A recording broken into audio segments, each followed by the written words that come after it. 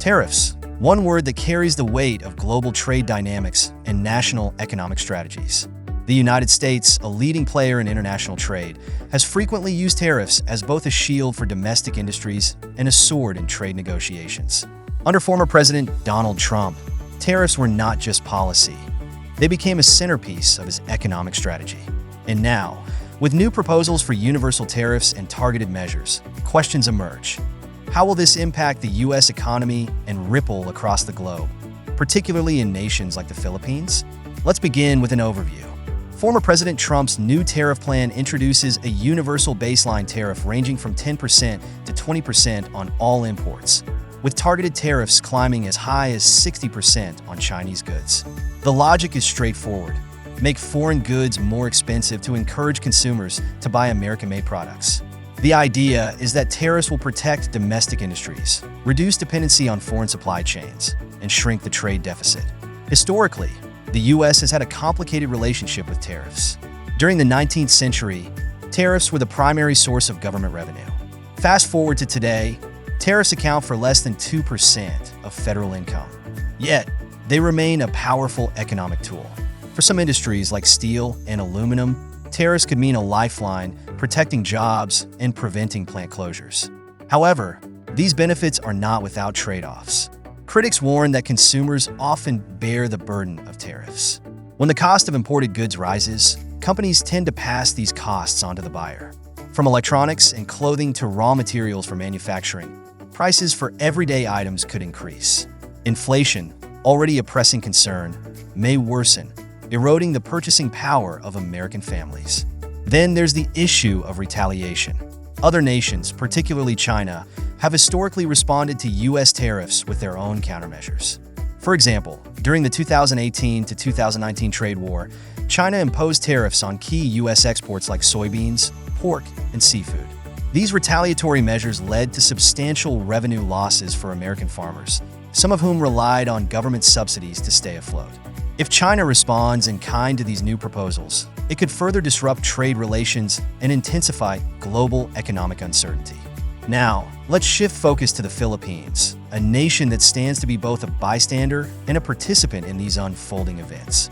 In 2022, the Philippines exported approximately $15.5 billion worth of goods to the U.S. Electronics and semiconductors topped the list, followed by agricultural products like coconut oil and bananas, as well as garments and textiles. Tariffs targeting these industries could create hurdles for Philippine exporters, making their goods less competitive in the U.S. market. But the impact doesn't end with direct trade. The Philippines, like many ASEAN nations, is deeply intertwined with global supply chains. Many of its industries provide components to Chinese manufacturers who, in turn, export to the U.S. Tariffs on Chinese goods could reduce demand for these components, indirectly affecting Philippine industries. At the same time, the Philippines might see opportunities to step in as an alternative supplier, especially as companies diversify away from China. The Philippine Business Process Outsourcing, or BPO, sector, a critical pillar of its economy, also faces indirect risks. Many U.S. companies outsource customer service, IT, and other operations to the Philippines.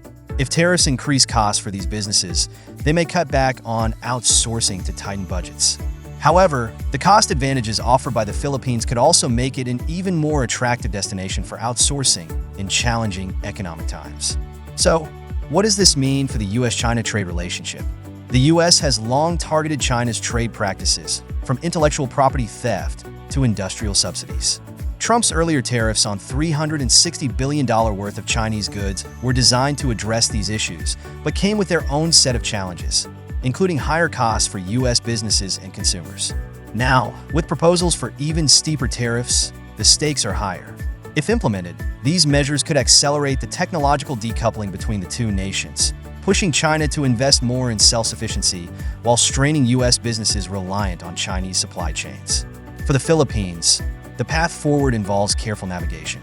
Strengthening regional trade agreements like the Regional Comprehensive Economic Partnership, or RCEP, offers a buffer against uncertainties in U.S.-China trade relations. Diversifying export markets and investing in industries less reliant on global supply chains could also reduce vulnerabilities. Meanwhile, the broader global trade landscape remains unpredictable.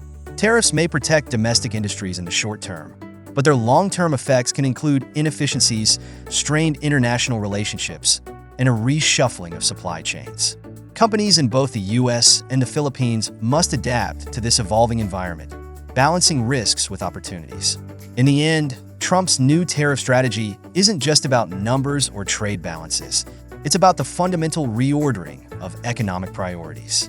Whether it leads to greater prosperity or greater conflict remains to be seen.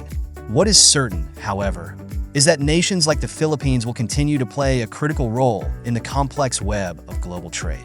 Thank you for tuning in. If you found this valuable, please show your appreciation by giving a thumbs up and subscribing to OHA News Asia, your trusted source for knowledge always at your fingertips.